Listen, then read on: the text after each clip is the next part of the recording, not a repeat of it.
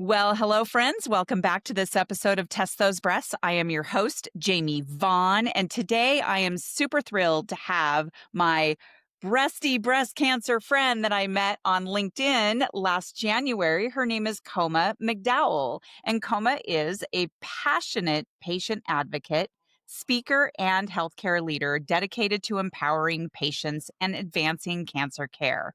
A survivor of triple negative inflammatory breast cancer, she serves as a national patient speaker for City of Hope with past roles in major research initiatives and advocacy organizations. Featured in Oprah Magazine, Forbes Books Radio, and the Los Angeles Times, Kommah holds a Master's of Science in Leadership and Management, is an inspirational keynote speaker, and the author of Silver Lining, Cancer Was the Best Worst Thing That Ever Happened to Me, and String of Pearls 10-week devotional. Residing in San Diego County with her husband and son, she continues to inspire and lead in the fight for patient-centered care. Hello! Finally, Kommah, we got Hello. this going on. I know. So glad to be here. So Yes, me excited. too. Me too. My audience knows that I took a little hiatus starting back in February. I had been, releasing a podcast episode every week like clockwork since June of 2023. And last February, I had to forgive myself and put it aside for a minute. And I'm back, and I'm just so thrilled that you and I are still connected. We met on LinkedIn. You were with another company at the time. Yes. And, but I really wanted to interview you because of your backstory, of course, of breast cancer and your advocacy work. How are you doing? What's going on with you?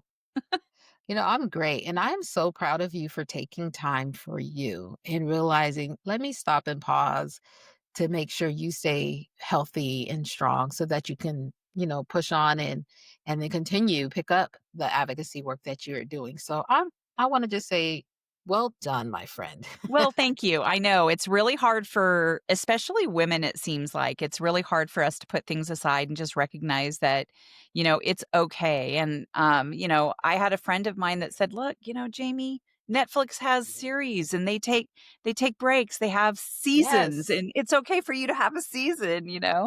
And so, absolutely. but I will tell you that this is where I shine in a lot of different ways, not just doing podcasting. I'm not a pro or anything like that. I just really thoroughly enjoy having conversations with people like you and Yeah. amplifying what it is that people are doing in their survivorship and Yeah. interviewing doctors and therapists, so it's where I feel best. And Yes, I know. so right now I'm pretty happy about that. All right now, that's exciting, like, I that resonates with me so much. Currently, I am now celebrating 20 years of survival this year, Wow. which is amazing. So when knowing my story and to know that I'm here, I'm 49 years old, I'm not ashamed of telling anybody that because I was told I may not see 30. So to stand here now at 49 years old, I am ecstatic about that, and so at this point in my life, I'm trying to get back into advocacy in a way that is different than when I was first diagnosed. When I was first diagnosed, you're beating the ground and the Mhm. streets trying to just make people pay attention. My story, when we go into that, is a lot about being seen and being heard as a young woman diagnosed with breast cancer. And excuse me, before I was diagnosed, as a woman with symptoms of breast cancer that were ignored. And so I came out of treatment with this passion to just, knock on every door, let everybody know. Well, now 20 years later, I've moved into a different phase and season, and I'm more into advocacy where I'm working with in the research realm, I'm working with policy, I'm working with just trying to approach it in a different manner, only because I've been around for a little while and I've been Right. through a few more things and just maturity in the process and understanding how things are working and trying to really make small movements that make huge impacts. Right. And so I am now, and I'm out. we're just gonna jump into my story, sorry. So I Well, wrote I a was gonna book. ask you, I mean, this is really interesting to me because you were 29 years old when you were Yes. diagnosed, and it's interesting because I just interviewed someone who was also, I believe she was 29 years old, Oh. and it was either 27 or 29, and the story of people who are young, Mhm. it's such a myth that Yes. only older people can get breast cancer. I mean, yes, I was Right. 54, right? It's usually around when you're in your 50s, right? Or more. But more and more, there just seems to be younger women Yeah. getting breast cancer, and that must have been so frustrating telling Mhm. people and having to advocate for yourself at such a young age. Absolutely. So what I Mm. wanna ask you is, before you were diagnosed, who Mhm. were you? What made you be able to speak out, start speaking out? Who Mhm. was Coma before that? Well, it's so funny because I've always been one who I'm a people person, so that's one thing. But I'm very much see, people say you're going to be a lawyer because you just go after things and you just keep digging. You're resourceful, you get it done, and so I have this drive in me. And it's I used to when I was younger, I'm like, why do I have this drive? Like for some people, it could be too much because they're like you can bulldoze your way through things and but I have this natural drive to just get things done. If it's a task, I'll get it done. By hook or by crook, I get it done. And coming up through school, I got involved in speech clubs and debate clubs, and I learned that, oh, I actually can speak well in front of people. I'm not afraid of audiences. So then I started doing that, and I fell in love with the stage in that regard. And so before cancer, I was on this career path. I did not want to be a lawyer, but I did want to work in corporate America. And I wanted to be in a position that would allow for me to um, just engage with people, be around people. So, not so much behind the computer, but, and I didn't really even know because I was still too young to even sort all of that out at the time. But I had went to school for my master's in leadership and management. I chose that over MBA, and so I had this drive and desire to engage, be a part, be with people, Mhm, community, build relationship. And so that was me before. I was just driven. I was career focused. I did not want children. I was not I was dating, but it was just I was career mhm. focused. I was just driven to succeed, if you will, in this a career world. I want to call it a rat race, but that was me. Yeah. And everyone who knew me, they're just like, oh, she's go go go. She's about business, and so that was my life before cancer. So then you turned 29. Tell me, walk us through what the symptoms were that you were just like, "Okay, something's not right. What's going on there?" Right. So coming out of Christmas, so I was 28. We were coming off of Christmas and heading into New Year's, and I found something under my right arm, and I was like, this feels a little funny, and it was just a little nodule, like a marble. And so I went to the doctor to ask questions about it, and I had a female primary doctor at the time, and she was like, "Oh, you're fine. It's nothing. It's just a cyst." And I was like, "Okay, fine." So I left the doctor. I was great. Then the next week all of a sudden I had something else. It was like it was hurting. And I was like, I'm uncomfortable. Like, what is this? She was like, it's okay. It's a cyst. And I'm like, okay. So then the next week, it's hurting a little more. And now I'm feeling more like a sharpness. And then there's like this thickness coming in. And I'm like, okay, this is not normal. What is this? And she's like, it's okay. Now, mind you, I'm going back to the doctor every time asking the questions. So then finally, we're in the middle of January, a couple weeks into January, and I go back and I say, "Look, I my nipple is starting to like invert, and Mm. that's not normal. Like, what's happening? I'm in pain. I feel this thickness." And she was like, "It's okay. It's your hormones. You're young. You're too young to have cancer, so don't worry about it." And I said, "Well, can I get an MRI?" And or not an MRI, I'm sorry, a mammogram. And at 29, they're not giving you a mammogram at 29. There is backstory there for me to even to have known to ask for that really quick. before that, I was temping when I was going to college for my undergrad. I would come home for the summer and I temped at USC Norris, and at City of Hope. And in my time temping there, those were both cancer research institutions. One of the things that I learned from them was cancer doesn't discriminate. And so if you find yourself in a position and you want to know and you need to know, you need to ask for certain tests. And so I knew about mammograms as a result of my experience there. So that's my backstory. So now fast forward, I asked this doctor at 29, I was actually 28, can I get a mammogram to verify what you're saying? And she was like, no.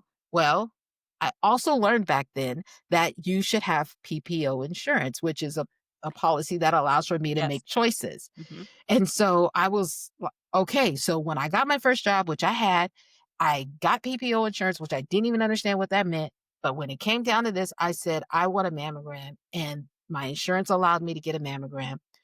Mammogram came back fuzzy. And she said, well, it's fuzzy. It's a little fuzzy. It's fine. There's no mass. You don't have cancer. So I was like, okay. So then I said, well, can we get an ultrasound? Because by the time the results came back from the mammogram, my right breast started growing. So now I have pain, I have thickness, I have growth, I have an inverted nipple. All the And signs. she's, yes. And she's still telling me there's nothing wrong with me because I'm too young to have cancer. And so I said, okay, can I get a mammogram? They do not the mammogram, the ultrasound. So we do the ultrasound and then that comes back fuzzy too. And I'm like, what does this fuzzy mean? Like, how is that a diagnosis or a prognosis or anything? And so I was like, okay, that's not enough. And she says, fine, we'll do a needle aspiration biopsy. And I said, okay, what is that? And she was like, that's okay. We're just going to do it. It's really quick. Now, mind you, this is sitting in the doctor's office. She's frustrated with me because these two tests have come back basically Fuzzy. inconclusive for her, fuzzy keyword. And now I'm still asking for her to do something. So she's like, fine, we'll do a needle aspiration biopsy. And I'm like, okay. She walks out the room and comes back in with a needle to do the biopsy. No prep, no, I'm about to do this for you. No lead it, nothing. She just walked out and came back in with a needle. And I was like, oh my gosh, oh, we're about to do this.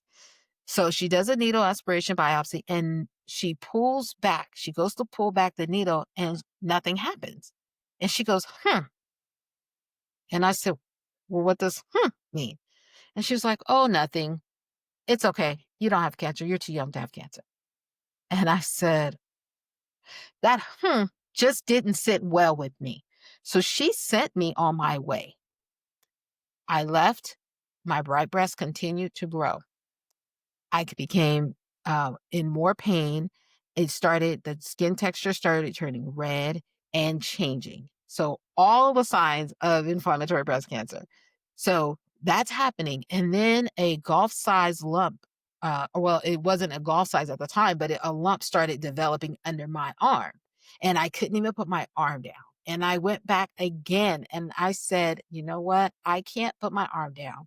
My nipple's inverting, my skin color, you see my complexion, my chest was red. And I said, this isn't normal. Does your breast do this? Because she's a female. And she was like, well, no. And I said, well, can you then do me a favor? And this is after 6 months. Take out what is not wrong with me then. Because by the time we got here, my right breast was double the size of my left. And I had all these symptoms and I was in excruciating pain. And I said, just remove then what's not wrong with me. Since you don't think it's cancer, since you think it's my hormones, if something is growing, you should be able to take it out. And I went to see a surgeon. The surgeon agreed with her. He agreed there was nothing wrong with me. He reviewed the ultrasound, he reviewed the mammogram, and he agreed there was nothing wrong with me. And I said, well, I don't care. You guys don't have to ever see me again, but I've come too far to start over. So just remove whatever's not wrong with me and I'll get out of your hair. And so they were like, fine, but if we go in, we're not talking about this afterwards if there's nothing in there. And I'm like, wow, okay, I'm your patient, right? Yeah. Okay, but whatever. And I'm 29. I'm just trying to get help. So the surgeon goes in, and on July 13th, surgeon goes in, he opens my breast, and he is like blown away by what he sees. And he closed me up. He goes into the waiting room, and my mom and my fiance at the time was there. And he said, I've never seen this before. And they said, I think it's cancer, but I've never seen it before. We're going to send it off for pathology. And so for 2 days, they sat on knowing that I could have cancer without telling me. And on July 15th, I went back for my appointment. This doctor cleared his whole schedule. And we waited like 2 hours to see him because he was trying to get rid of all his patients because he wanted to tell me that I had breast cancer. But he was ready to take care of it now. And he was willing to operate to take care of it now. And I said, okay, had to process it. And I said, you didn't believe me. And you want me to trust you to remove something you don't even know what it is? I'm like, no, I can't do that. And I remember laying on that table, and the nurse, she was so sweet. She said, you could always get a second opinion. And I thought, that's right. And I said, pack my stuff up. I'm going to go get a second opinion. And that second opinion saved my life. This doctor was diagnosing me in my records. He diagnosed me with DCIS, and he said it was negative, but did not understand triple negative. He just knew it was negative to hormones. And his recommended treatment for me was a lumpectomy after receiving radiation treatment. And that's what he was going to do for me starting that day. I, you know, boy, how maddening. I mean, first of all, let's go back to what your doctor said every time you came in there and it was painful. And she kept telling you, it's okay. It's just a cyst. You're too young. But it's okay. Mhm. That part really bothers me because you were in pain. Right, So that part, if it's a cyst, okay, fine. right. But you were in pain. And that part is not okay. Mhm. And that's what sticks out to me from the Right, very beginning is that she blew you off saying that it's okay, even though you were in pain every time you came in there. right, That that is right. I just feel like that is And as so a doctor, irresponsible. Yeah. if I if I'm in pain, aren't you looking to figure out what the source of the pain Yeah. is? Yeah. At least be curious. That's if she was just curious, if she was just even at all curious as to, well, why is her breast doing that? Even if she didn't know, well, Yeah. why is her is growing now? Well, that's interesting. The skin did get thicker. Like I was there literally every 2 weeks. So it's not as if she saw me in January and then saw me again in April. But Right. she saw me multiple times in January, multiple times in February, multiple times. She saw the progression, but she was never curious to what was happening. That And that blows my mind. had you known, well, I mean, of course, now we know what kind of doctor she was, but Mm, had you thought about it before you went to the surgeon and had the nurse tell you, when he was gonna take it out, um, and the nurse told you that you could get a second opinion, you could have done a second opinion way back before, right? I mean, I kept thinking to myself, seriously. why are you keeping on going to this doctor, But here's the thing, when we're younger like that, I mean, you happened to be lucky enough that you had been working for City of Hope and, Right. in that space, so that Right. you had these buzzwords, if you will, or, Right. mammogram, ultrasound, if you see anything abnormal, you had that knowledge. So many other people Correct. don't have that knowledge. So I they know. would never have known to really necessarily ask for a mammogram or an ultrasound. But I just feel like had you thought about it with, because most people when they go to their doctor, they're like, Mhm. you want to trust them, right? Because Exactly. they're doctors. And but at that time, you had one that you really couldn't trust, and Mhm. luckily you had a voice and that you kept on going in. So that's Right. something that I want my audience who's never been diagnosed, because that's who I try Mhm. to really reach, are those people who That's have never good. been diagnosed at any age, to hear you on this, Yes, because it's so absolutely. important to speak up and to recognize the signs and to recognize that it is okay for you to question your doctor, and it Yes, is okay to ask for a second and third and fourth opinion if needed. absolutely. Absolutely. And here's the thing. So I think about that now. Okay, 20 years later, how long would I today entertain this doctor? I would have been gone, but I know better, right? But at 29, I had just gotten onto my own insurance policy and I was going to the doctor. I didn't have my mom with me going to the doctor. I was just coming off of trying to stand on my own little 2 feet, had the job. So you really don't know to switch the doctor right away. You didn't, there's just a lot you just don't know because you haven't lived it long enough to know it. And the one thing I did know was I did not want to have to start over with somebody else. And so that's what I think kept driving me to, if I show up enough, persistence, if I show up enough, you're going to do something about it. And if I didn't know anything else, I knew that if I just kept showing up, eventually you're going to get tired of me and you're going to do something about it. And she literally walked in the room one time and saw me and was like, oh, literally. And I said, I don't even care if you're disgusted with me. That did not phase me. Do something about my situation.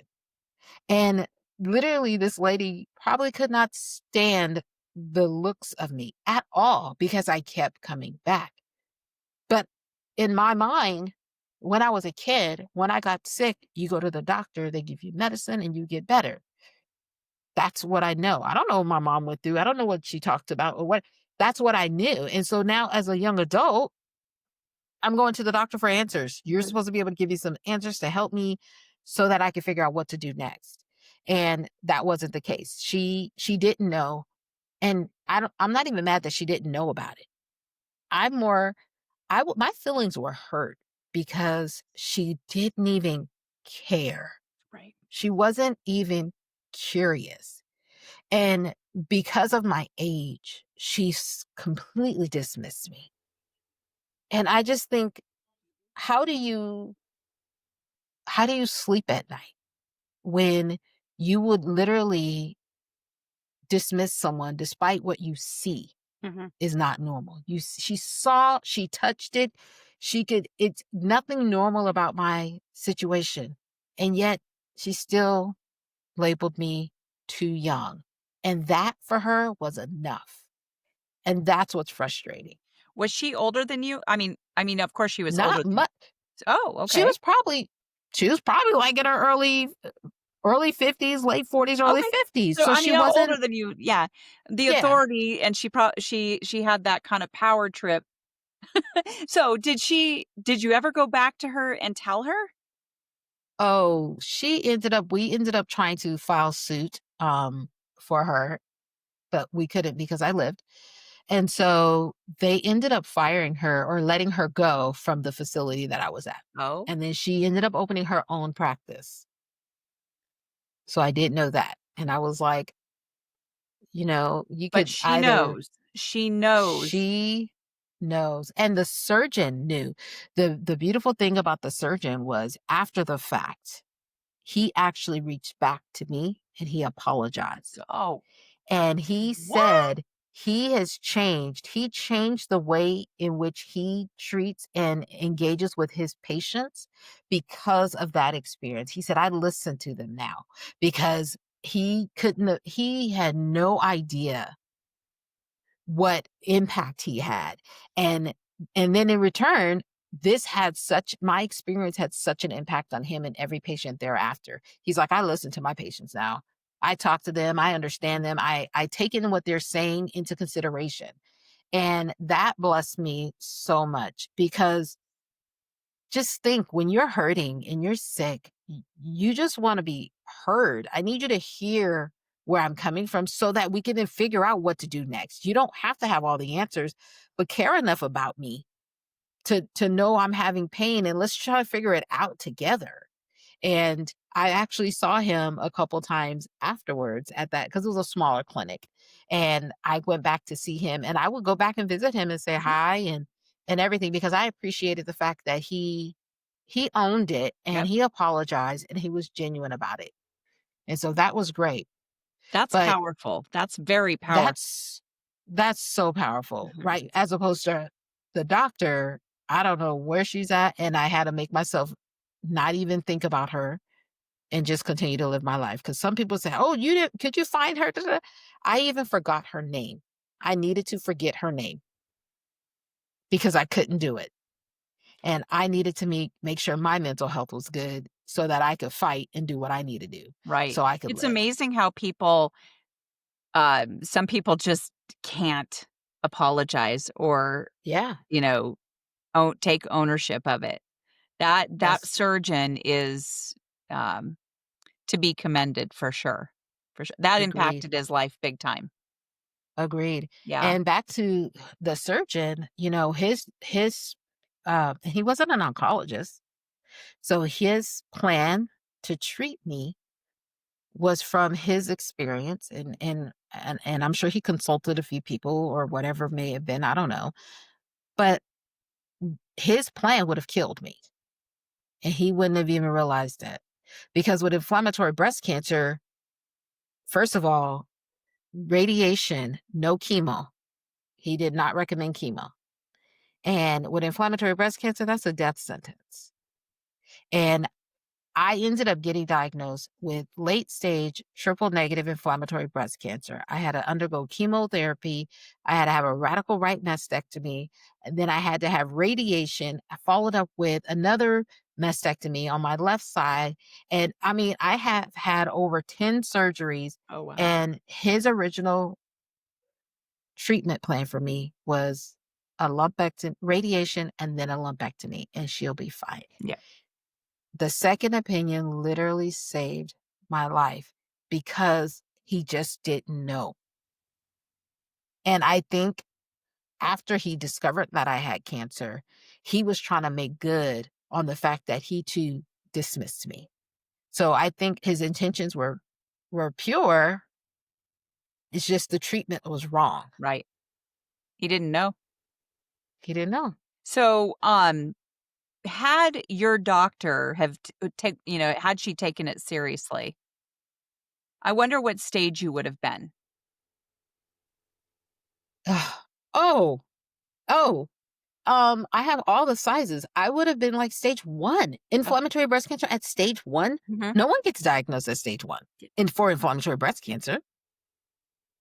Because don't That they call that the that's silent insane. don't they call that It's a silent killer. the silent yeah. Because that part, I mean, you said that, there might have been a lawsuit but you lived, thankfully, that you lived. Yes, Um, I'll take it. but gosh darn it, this is what Mhm. we need people to do is when they're gonna get breast cancer, because it's a pretty good chance that people will get breast cancer with the statistics that are out there, 1 in 8 Right. women, right? And Mhm. more younger women are getting it. Um, the idea Right. is to get it at stage 0, hopefully, right? Right. But has she Exactly. taken you seriously?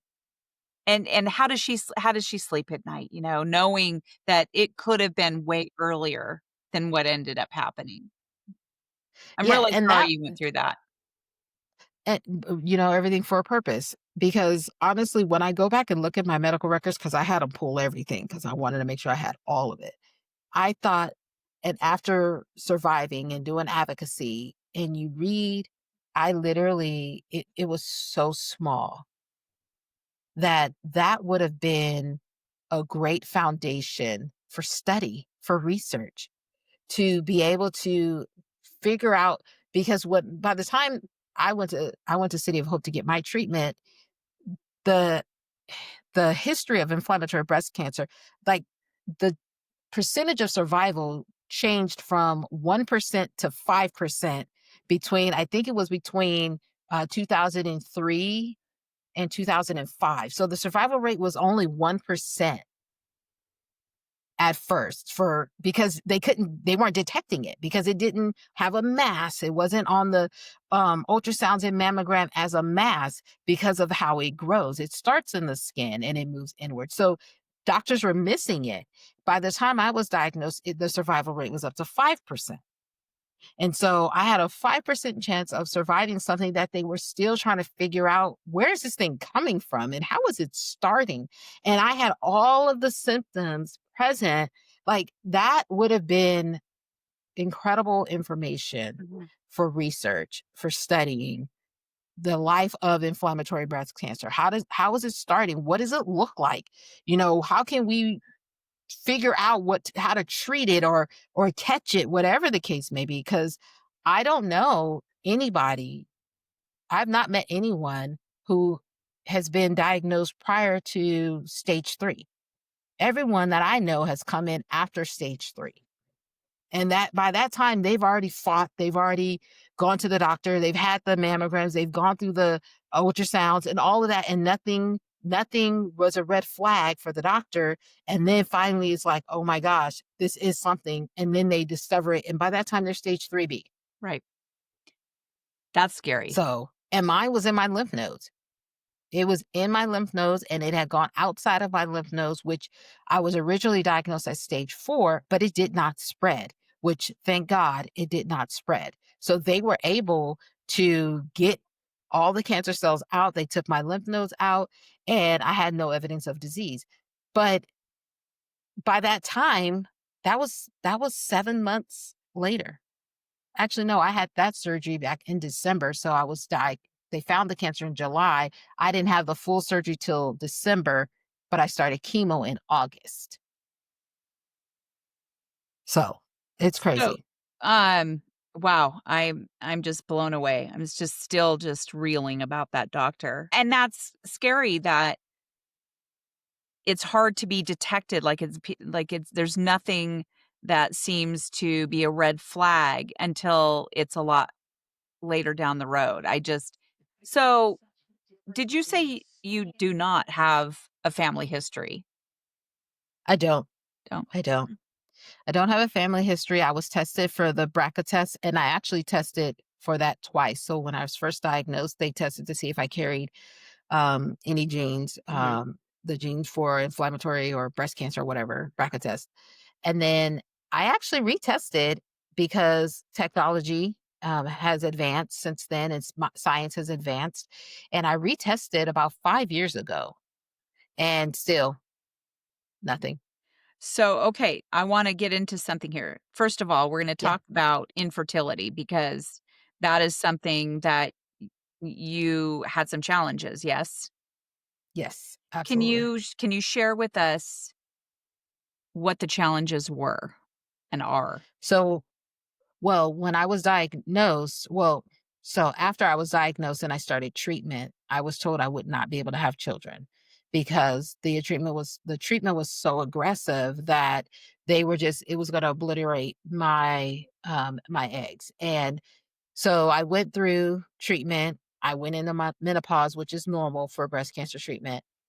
My body stayed in menopause, as most people do. And they say typically your body will come out of menopause after a certain time.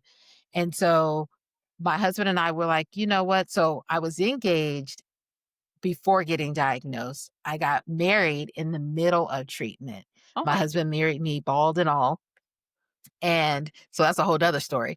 And so then I was told not to have children, at least for the first couple of years, because if they did, then if and the cancer came back, it would come back more aggressive than the first round.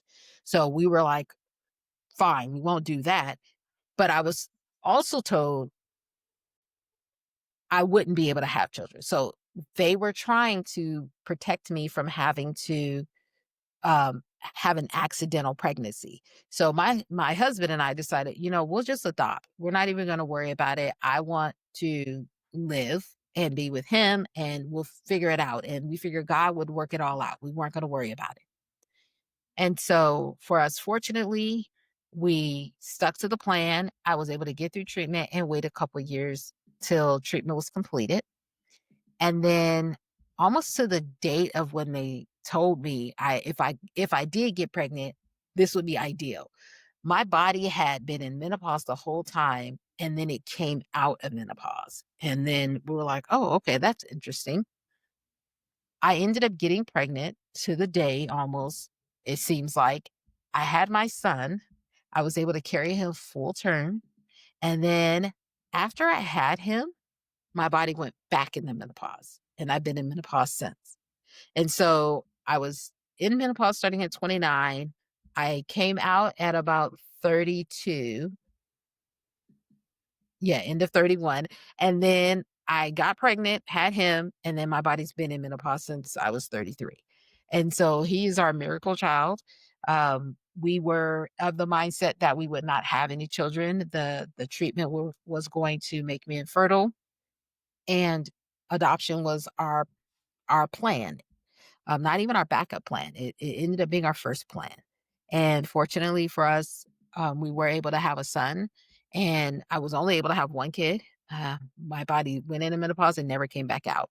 And so that's our journey with our son. And just even with the aggressive treatment, having the opportunity to be able to carry him full term has been such a blessing for us. Really? Oh Yeah, that's boy. our journey with trying to face what to do. Mhm. Yeah, yeah, miracle Yeah. baby. It's like menopause is like, "Okay, Yes, you he have a is. chance now. Doo-doo."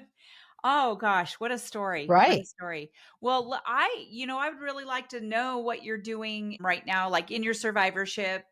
What are you doing? Who is Coma now?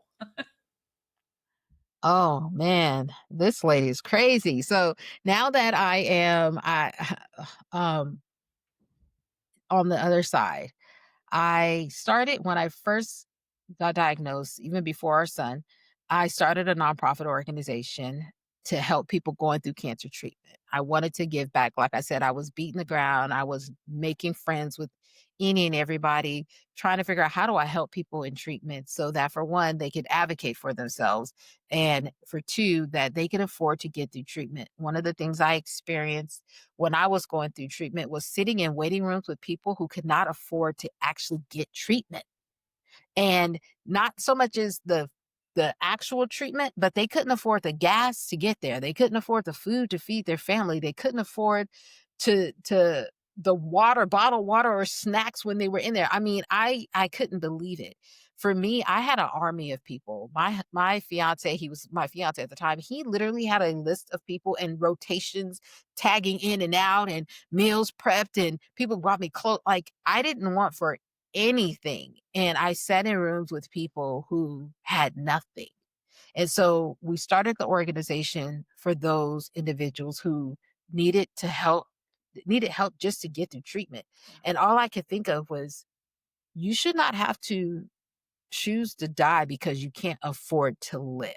And I sat next to a mama who was trying to figure out if she was going to go to her next treatment or if she was going to buy groceries for her kids and make sure they had school clothes. And I was like, she should not have to make that choice. That's not right. And so we had this organization. And although I had breast cancer, inflammatory breast cancer. It was actually called Kommah Inflammatory Breast Cancer Foundation. That's a Oh, mouthful. It was meant to be a legacy for me because the one thing we hadn't touched here was I was only given a 2-year survival rate, a 5% chance to survive 2 years. So this was our way of giving back, and it was supposed to be a legacy mhm. project for my family once I passed on. And so the hope was I would lead it, and then when I passed away, they would carry it on. Fortunately, I'm still You're here, here. and I was able I was able to be the executive director of it, founder and executive director of it for we had it for 9 years.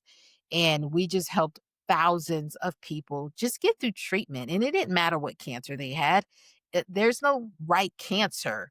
Feeding your kids and making sure you can get to and from treatment was our priority. So I did that for 9 years. Then I realized my son was my priority. And so I had to take a sabbatical and I stepped back because I was out speaking and I was traveling the country and I was loving every moment of it, but I was missing my son grow up. And this was my miracle child. And it made no sense that I was out there in front of everybody else and all he saw was the back of my head. So, with that being the case, um, I took a break and I raised my son and was at PTA and I was at everything for him. Well, now he's 16. And he is like, "Mom, you can go ahead and jump back into what you love."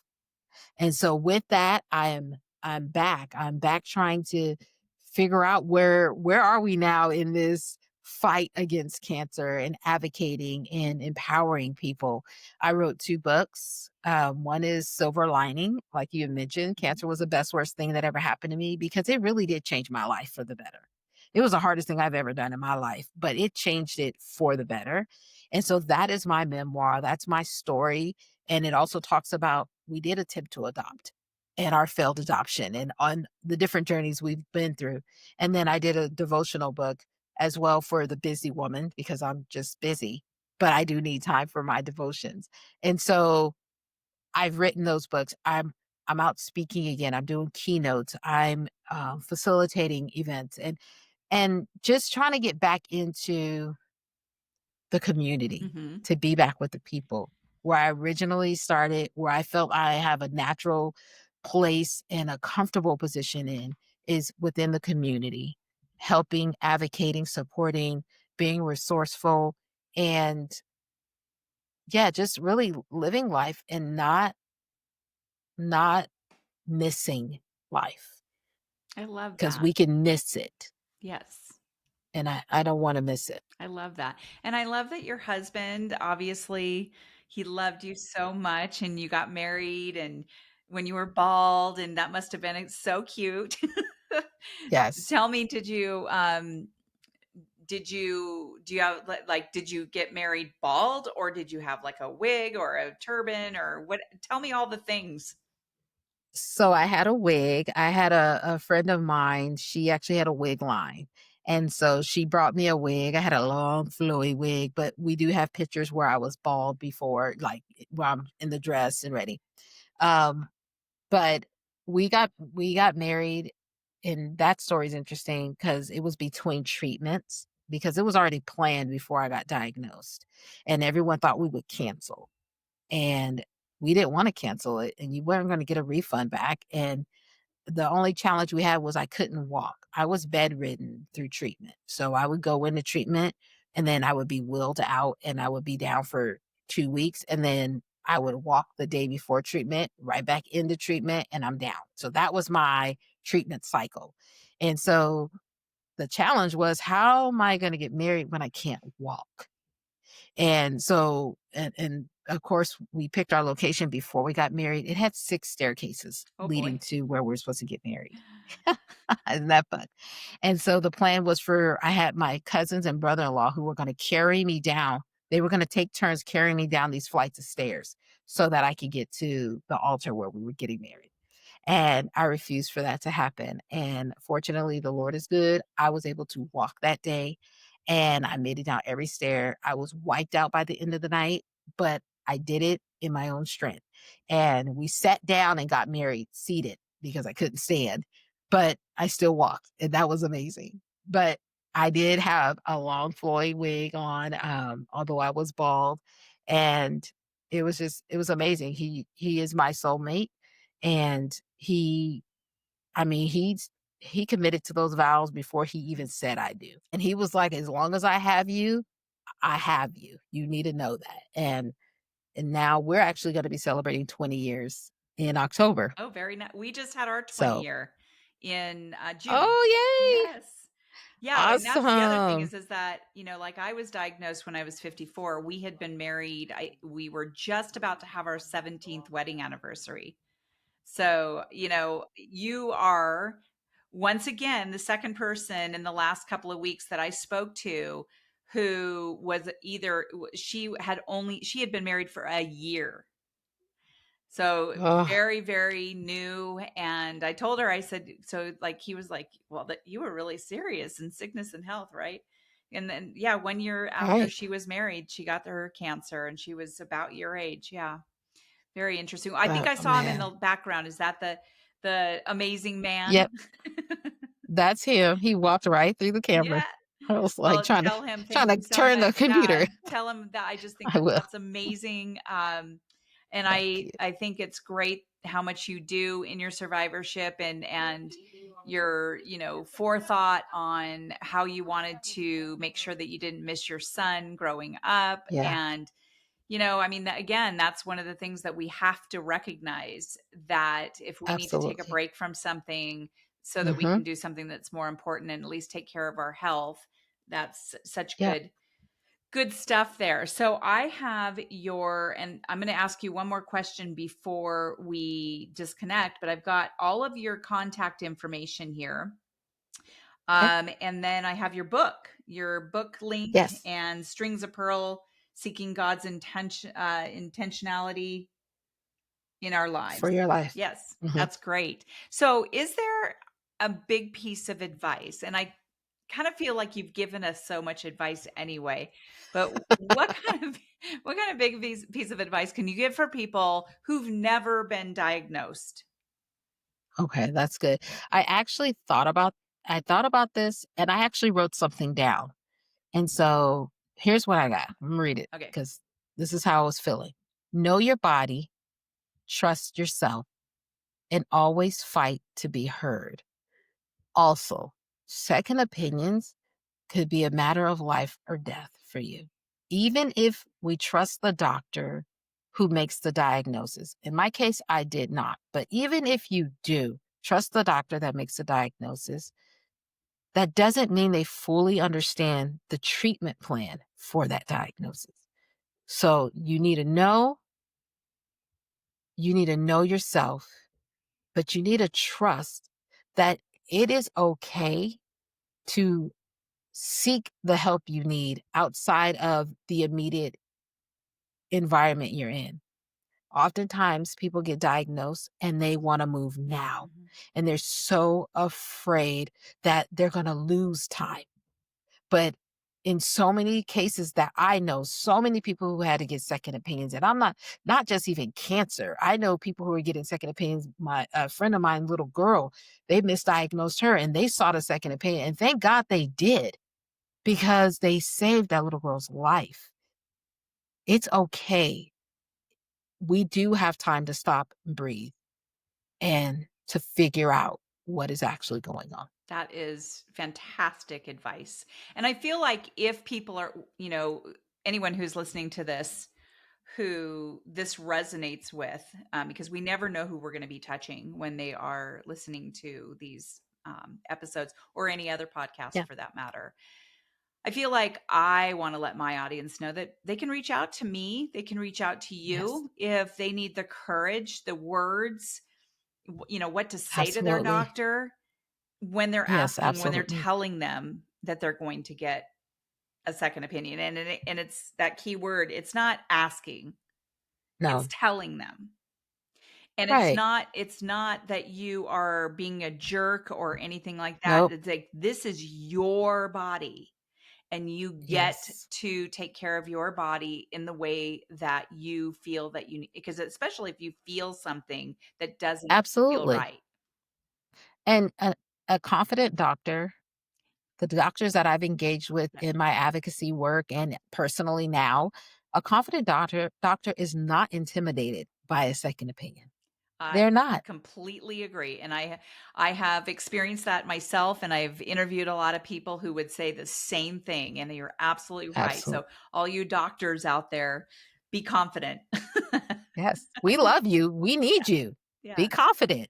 But let's not be afraid of reassuring that this person's life is gonna last a little longer. yeah. Well, you have such an amazing story, so inspirational, and you are doing so much in your survivorship.